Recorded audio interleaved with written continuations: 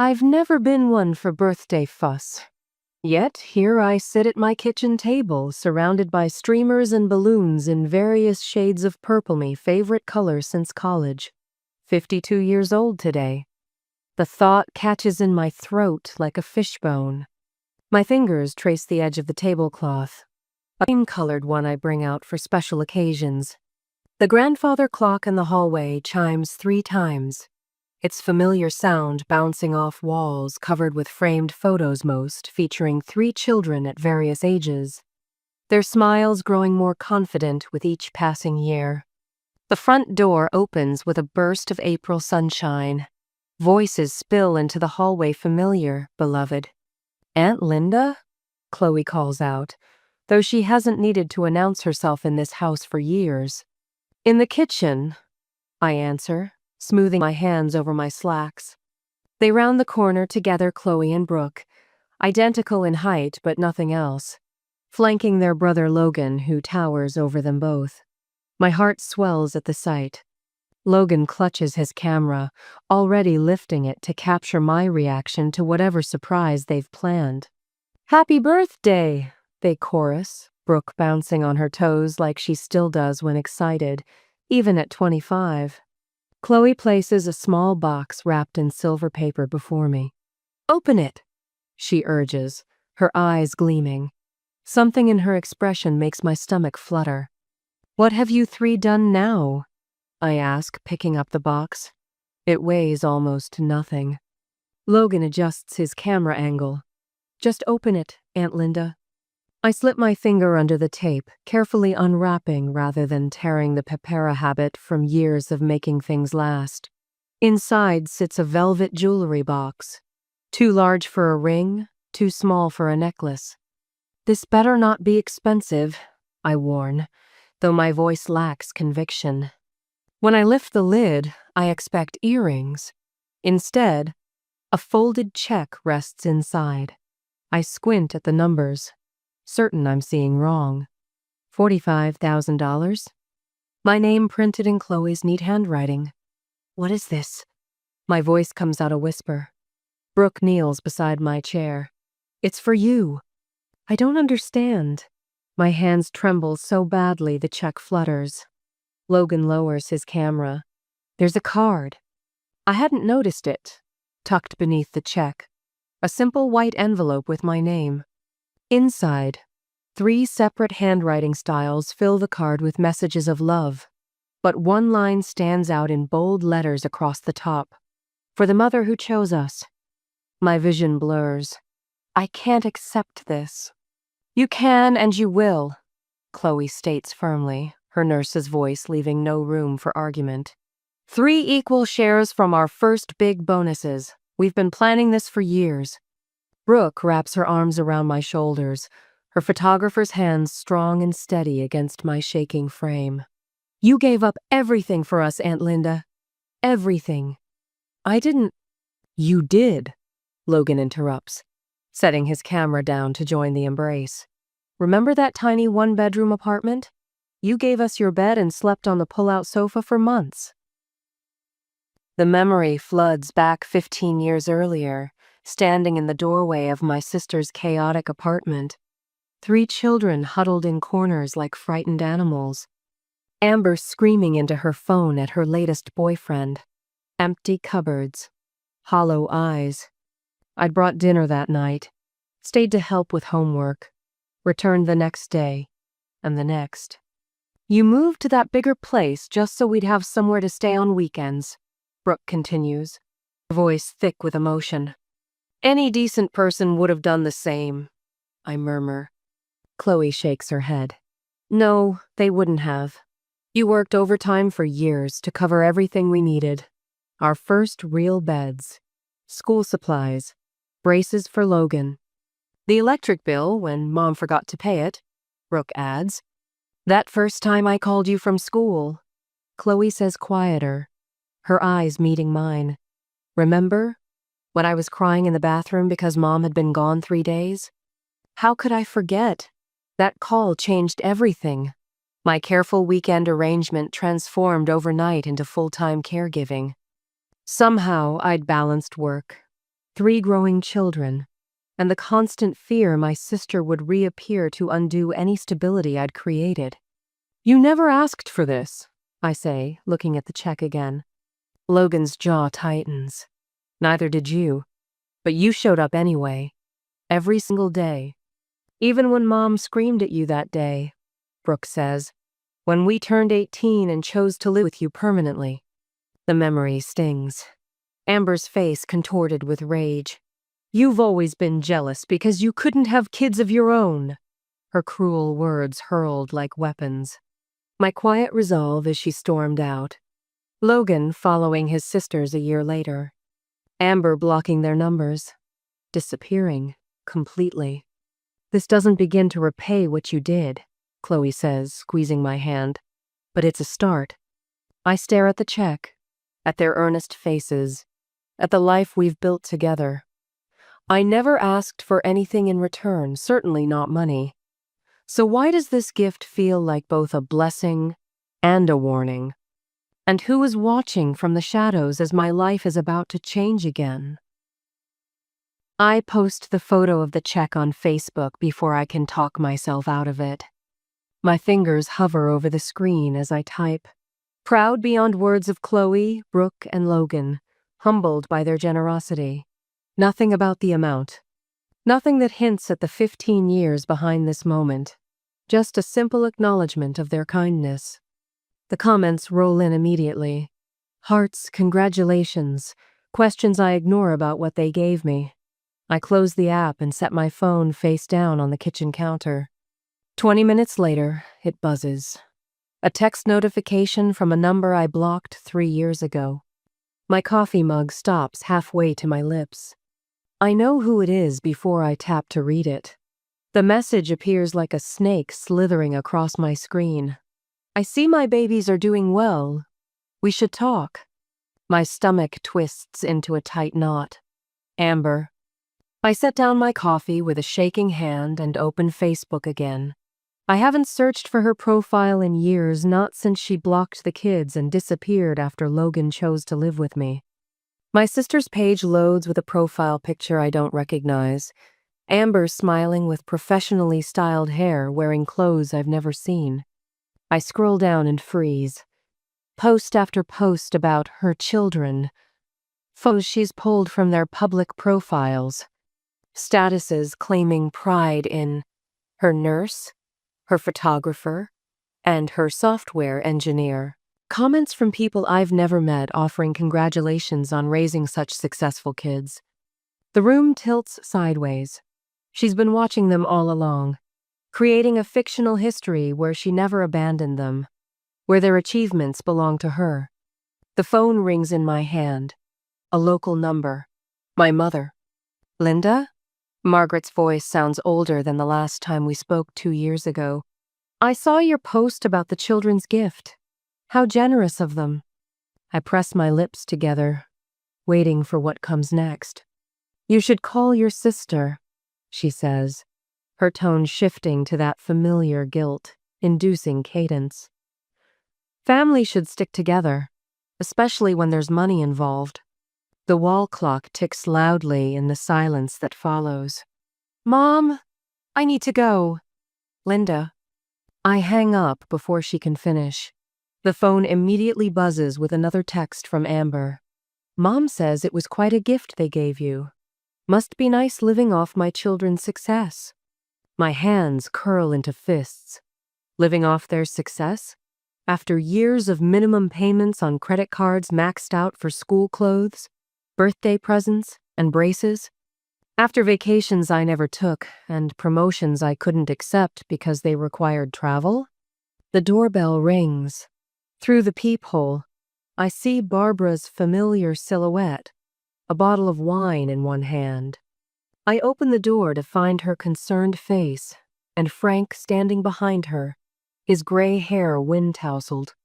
"I saw Amber commenting on your post," Barbara says, walking past me into the house. "Figured you could use reinforcements." Frank follows with a small nod. "And perhaps some legal advice. Thought it might be prudent." "Legal advice?" My voice sounds strange to my own ears. Barbara uncorks the wine while Frank settles at my kitchen table. "I've seen this before," he says, his former attorney's caution evident in his measured tone.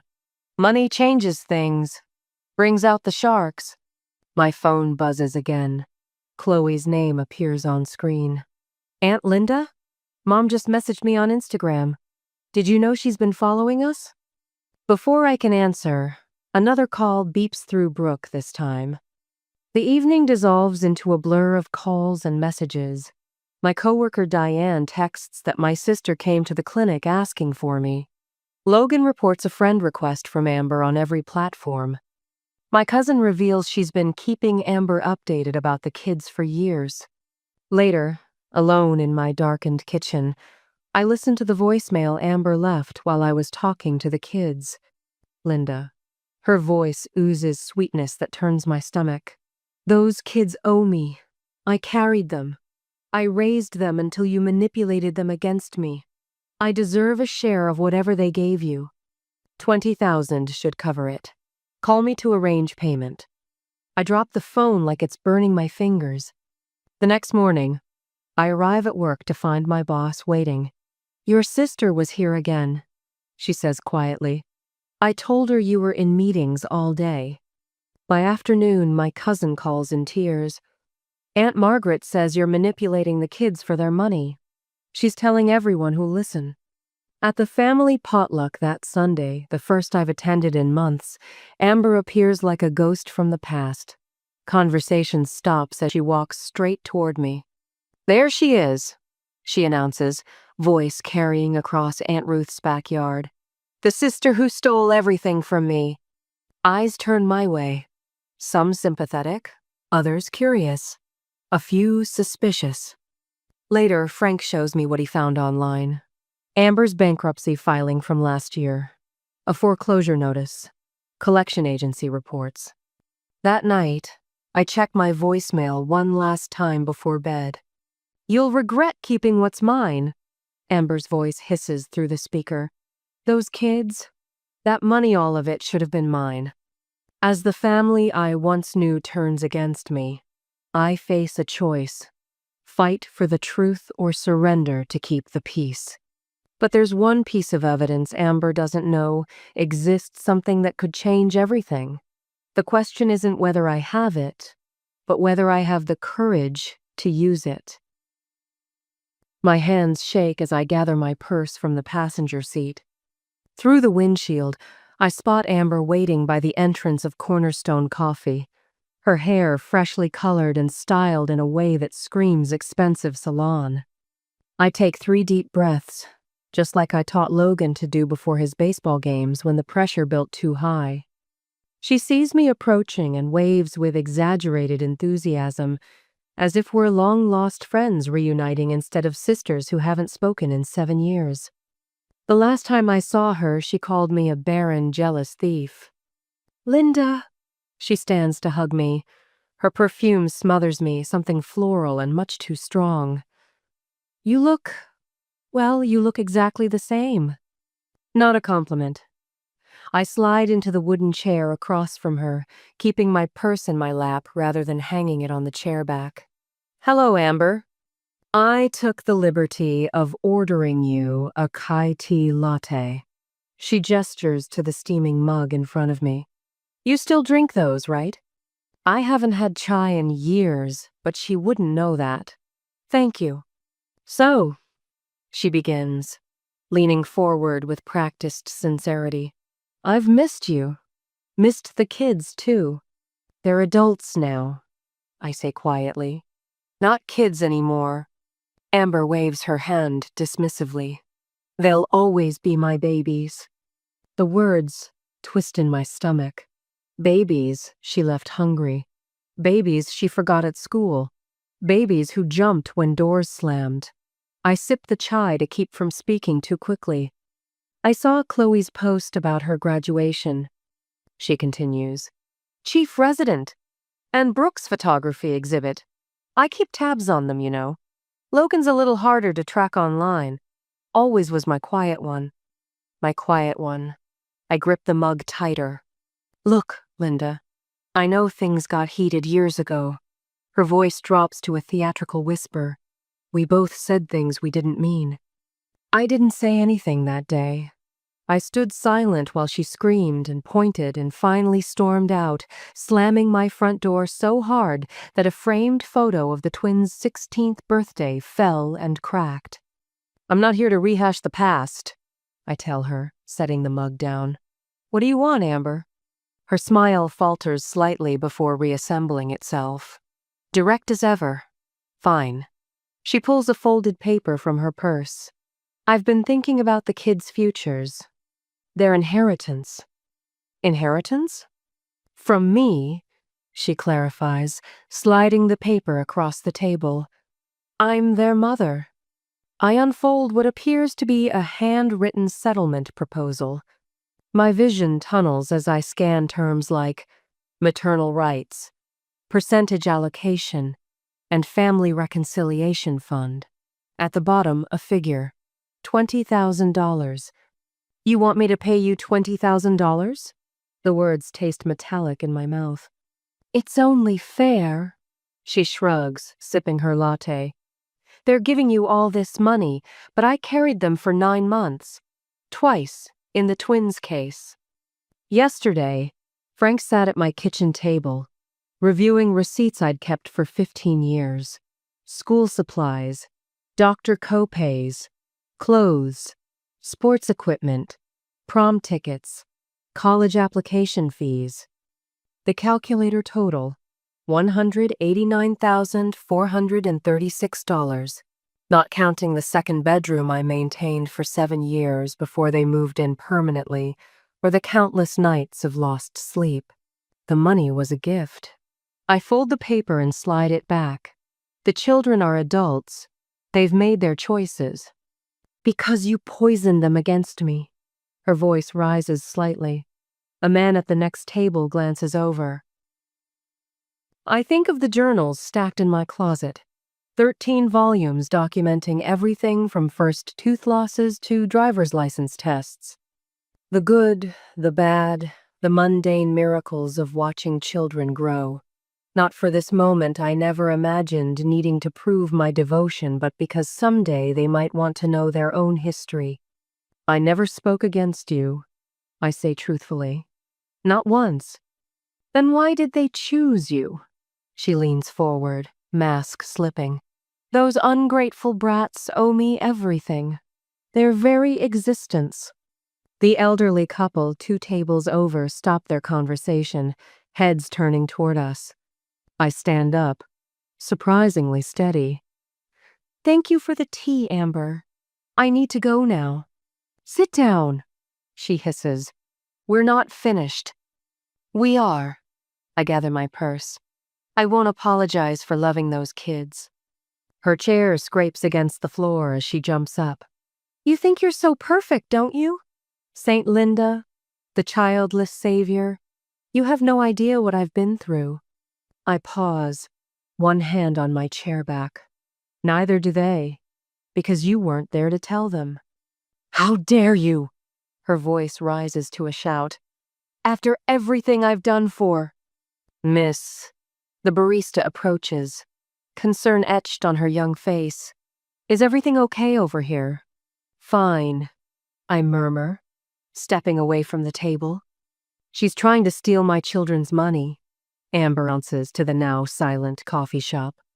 I walk toward the door, my heart hammering against my ribs. Linda, she calls after me. You always run from confrontation. Some things never change. Outside, the April sunshine feels incongruously bright. I make it to my car before the shaking starts, my hands fumbling with keys until I drop them on the pavement. Need help? I look up to see Carla Peterson, who taught both twins in 4th grade. She bends to retrieve my keys. Saw that scene through the window, she says, handing them to me. Amber always did have a flair for drama. You remember her? I ask, surprised. Remember all my students' parents? She smiles. The ones who showed up, anyway. You never missed a conference or event.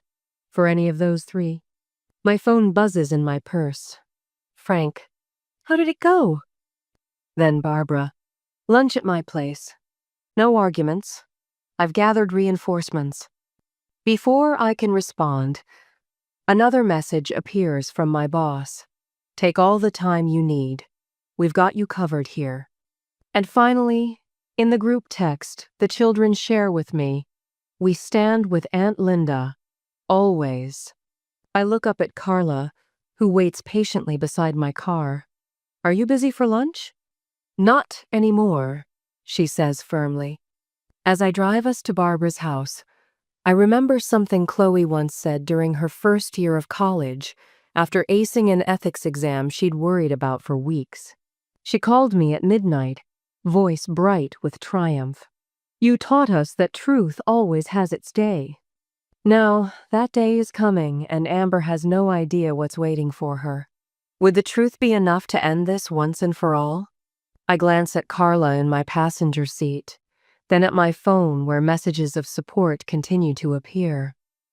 For the first time since Amber's return, I feel the corners of my mouth lifting into something like hope. I spread the papers across my kitchen table, each stack meticulously organized. Medical bills with my signature on the payment line. School registration forms listing me as guardian. Birthday cards addressed to Aunt Linda in childish handwriting that grew steadier over the years. Frank peers at them through wire-rimmed glasses, his legal pad filling with notes. You've kept excellent records, he says, tapping his pen against the yellow paper. Never thought I'd need them. My voice catches. Outside, April rain taps against the window, matching the rhythm of my anxiety. People rarely do, Frank replies, his voice gentle but firm. But documentation like this tells a story Amber can't rewrite. The doorbell rings. My stomach clenches, but it's just Chloe arriving early. She hangs her raincoat by the door, water droplets darkening the wood floor. Sorry, I'm dripping everywhere, she says, bending to wipe the floor with her sleeve. Leave it, I tell her, recognizing her nervous energy. How did your shift go? Her face darkens. Amber showed up at the hospital, claimed chest pains to get admitted to my floor. The room goes still. What happened? She waited until I was alone, then suddenly felt better. Said she wanted to talk about our future as a family. Chloe's fingers drum against her thigh. I called security. The front door opens again. Brooke bursts in without knocking, her camera bag slung over her shoulder. Logan follows, shaking rain from his hair like a puppy. She came to the studio. Brooke announces without preamble. Tried to book a family portrait session, if you can believe it. Logan's jaw tightens. Blocked her at my apartment building. Told the doorman not to let her up. We gather around the kitchen table.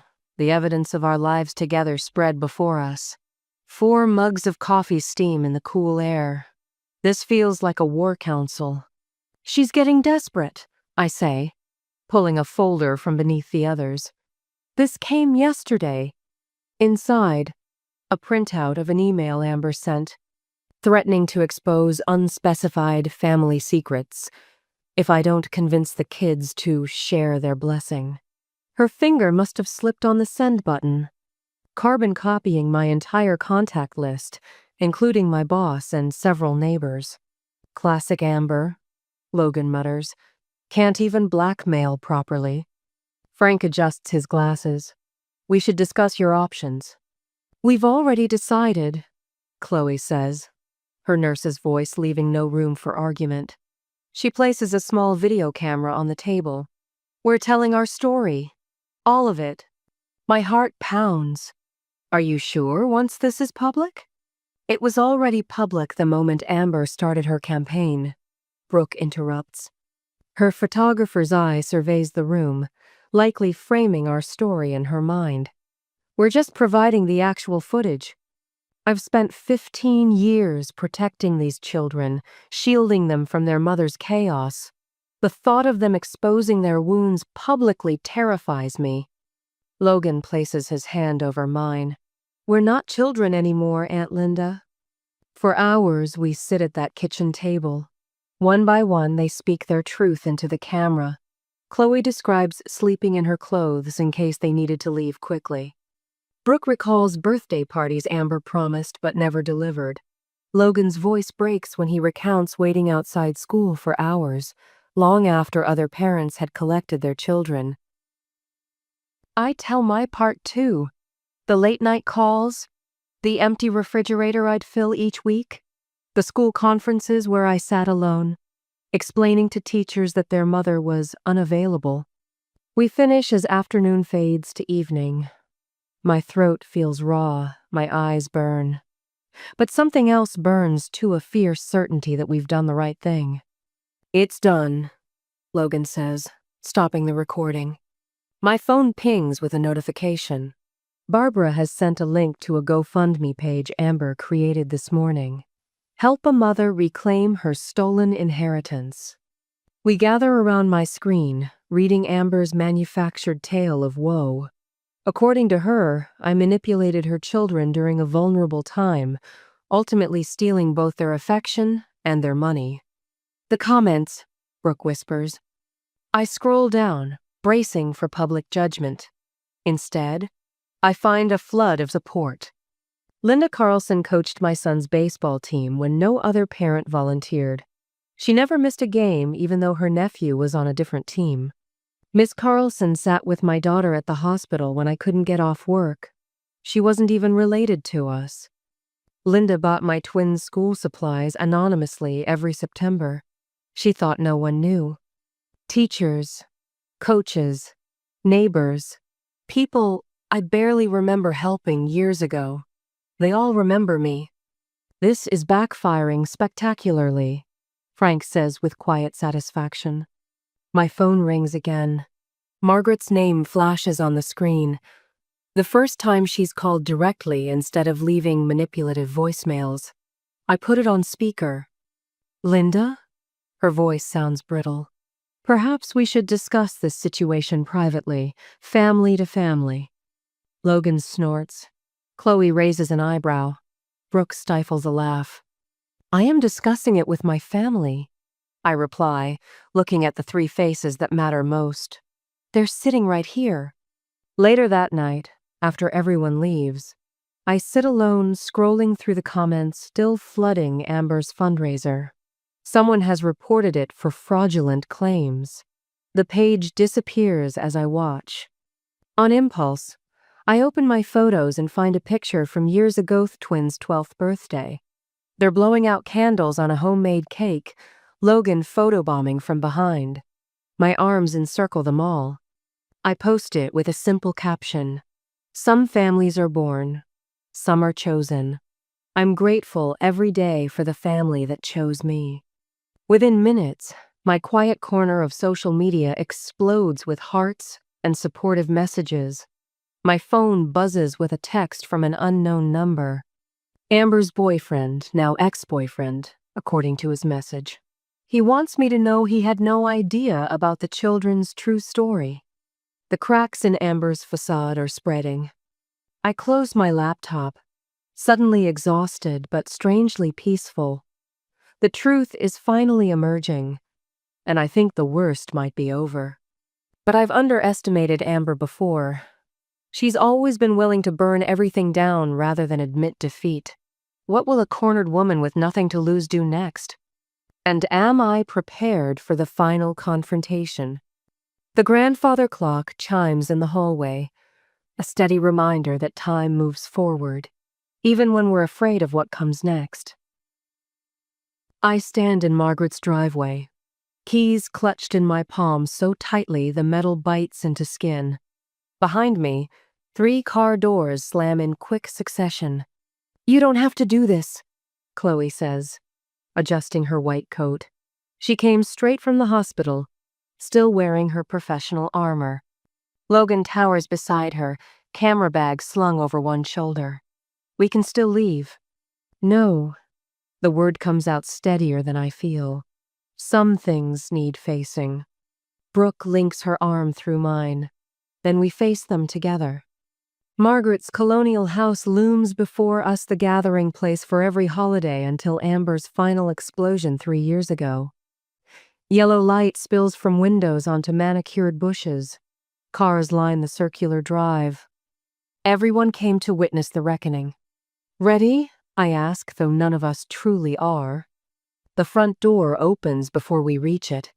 Margaret stands framed in light, her face a careful mask of grandmotherly concern. Linda. Her gaze slides to the children behind me. I thought we agreed. I agreed to come, I say. I never agreed to come alone. Her lips purse, but she steps aside. The living room falls silent as we enter. Familiar faces, turn cousins, aunts, Margaret's church friends. Amber sits in my father's old armchair, positioned like royalty holding court. My babies, she breathes, half rising. The twins stiffen on either side of me. Logan moves slightly forward, a physical barrier between his sisters and the woman who abandoned them. Please, everyone sit. Margaret gestures to the arranged circle of chairs. We're here to heal our family. I take a seat directly across from Amber. The children settle beside me, a united front. Logan places his camera bag on the floor, removes a small recorder, and sets it on the coffee table. What's that? Amber demands. Documentation. Logan answers, voice flat. Everyone should know they're being recorded. Margaret's hand flies to her throat. That's not necessary. It's perfectly legal with announcement, I say, and completely necessary. Silence thickens the air until Amber leans forward, tears glistening. I've missed my children so much. Her voice breaks perfectly. Every day without them has been 3,217. Chloe interrupts. Amber blinks. What? Days, Chloe clarifies. Since you last saw us. 9 years minus the 2 days you showed up at my graduation and Logan's baseball championship. You kept count? Amber's laugh sounds brittle. Linda kept count, Brooke says, in her journals. I reach into my bag and withdraw 3 leather-bound books. One for each child. Every milestone, every achievement, every fever and nightmare. Everything you missed.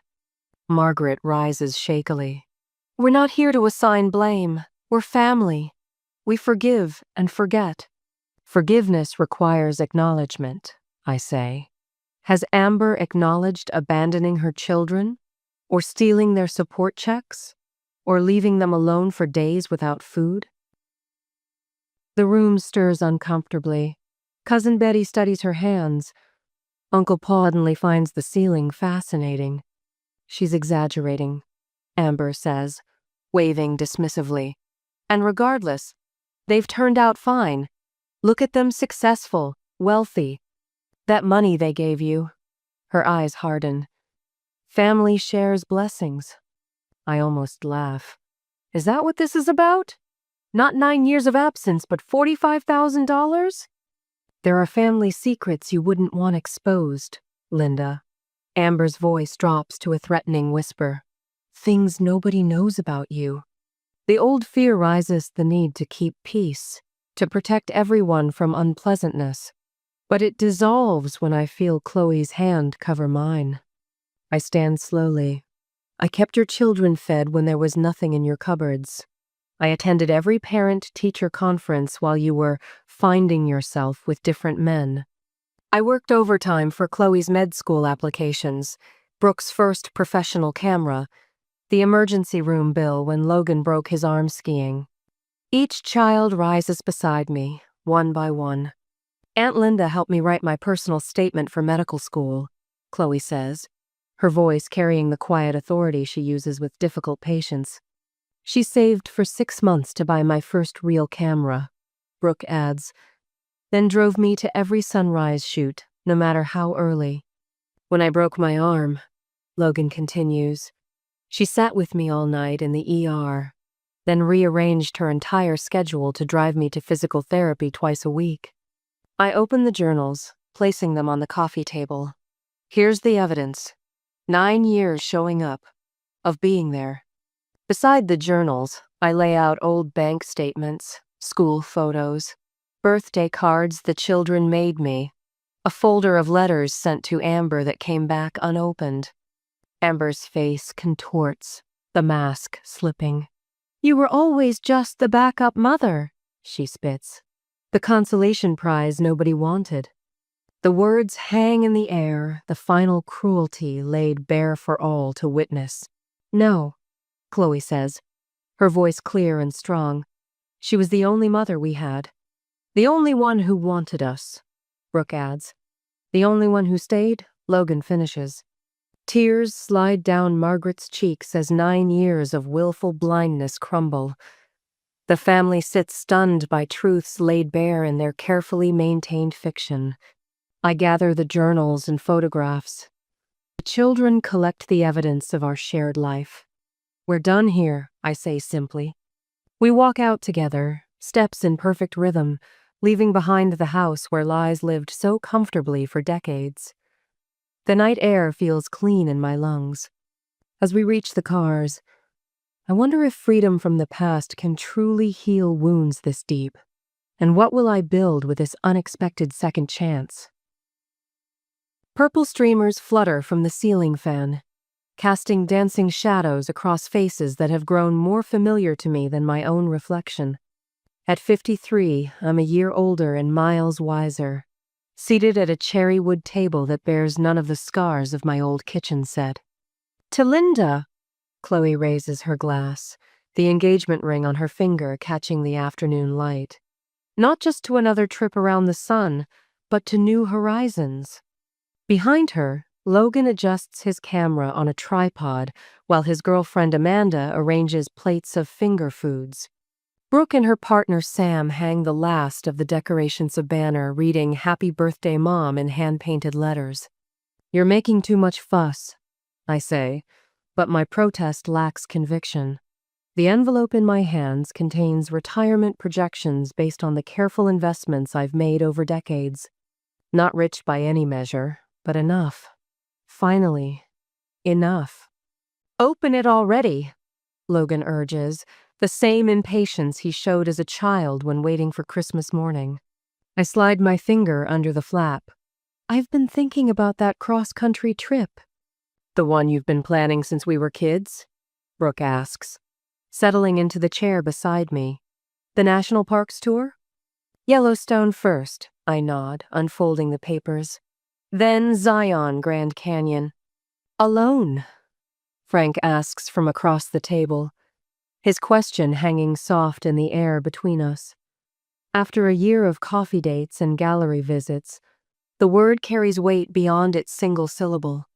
"Not necessarily," I answer, meeting his eyes briefly before looking away. Barbara snorts into her wine glass. "About time." While they laugh, I cross to the bookshelf where an old photograph sits in a silver frame. Me at 37, standing in front of the apartment building where everything changed. Dark circles under my eyes tell the story that my forced smile tries to hide bone-deep exhaustion, fear, uncertainty. "I found this yesterday," I tell them, running my finger along the frame. "Look how tired I was." "Look how strong you were," Chloe corrects, taking the photo. "God, I remember that day.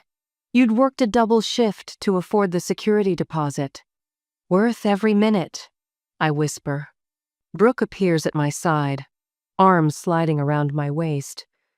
"I've been thinking about what you said in therapy last month. About feeling like you'd lost years of your life." "I was wrong," I admit. "I didn't lose anything. I gained everything." Logan joins us, his height still startling sometimes. "To the woman who showed us what family really means." He echoes Chloe's earlier toast, his voice catching. My phone buzzes on the table. Margaret's name appears on the screen, her third message this month. Last week she asked if we could meet for coffee. After a year of silence, my mother wants reconciliation. The thought no longer fills me with dread. Is that her again? Chloe asks, protective instinct flashing. She can wait, I say, turning the phone face down. Today is ours. The room fills with colleagues who became friends, neighbors who became family. Frank's hand finds mine under the table as Barbara launches into the story of how I started the support group for unofficial parents at the community center. 14 members now, she announces proudly. Linda's changing lives out there. Just sharing what I learned, I demur, though something in me has stopped apologizing for making a difference. Speaking of sharing, Logan says, gesturing toward my garden visible through the French doors, you promised to tell us about your memoir. Just a few chapters so far, I say. The writing class is helping. Later, as twilight paints the sky in shades of lavender and gold, I rock gently on the porch swing. The contrast isn't lost on me how many nights I sat alone in this very spot, wondering if I was enough. Tonight, laughter spills through open windows as Frank helps Barbara demonstrate what they swear is not a dance but rather rhythmic movement therapy. My phone chimes 3 times in quick succession. Love you, Mom. From Chloe. Love you, Mom. From Brooke. Love you, Mom. From Logan. My fingers hover over the screen before typing. Love you more. Always have. Always will. Through the window, I glimpse the framed check on my mantel, positioned beside our latest family portrait. The sight fills me with a certainty I've earned through years of showing up when others walked away. You don't need to share blood to share love. Linda, Barbara calls from inside. You're missing Frank's impression of your garden club president. I turn toward the house, toward the light, toward home.